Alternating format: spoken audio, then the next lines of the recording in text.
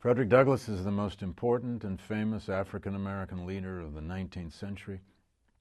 He was both an intellectual and a writer of great importance, especially his autobiographies, but he was also a great symbolic leader, an actor in history, particularly as an orator, and as an active abolitionist, and eventually even as a statesman, an advisor to a couple of presidents, particularly Abraham Lincoln.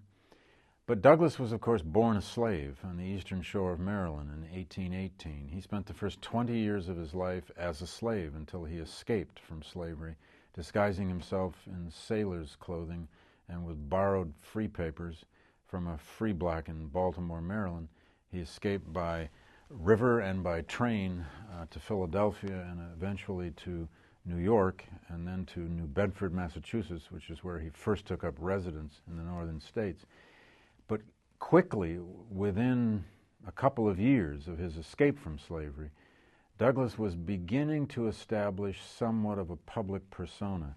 He began to speak at an AME Zion church in New Bedford. He began to speak at some local anti-slavery societies.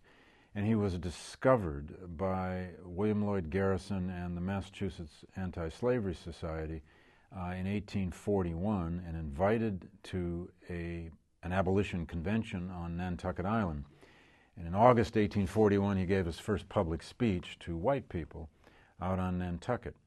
After that, the Garrisonians hired him as an itinerant abolitionist orator, and he took the country by storm. For the next 3.5 to 4 years, he spent most of his time on the lecture circuit across the northern states telling his story.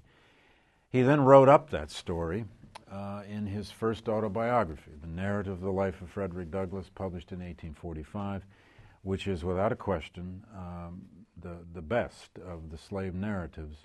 Of the 60-odd slave narratives published before the Civil War, Douglass is without question the most important as a literary text and the most important as a historical document. But he then goes on to write 2 more autobiographies and to publish his own newspaper, his own anti-slavery newspaper, for 16 years, from 1847 to 1863. And he probably established his fame, though, most notably as an orator, as the author of, the crafter of some of the greatest reform and anti-slavery speeches of the pre-Civil War period.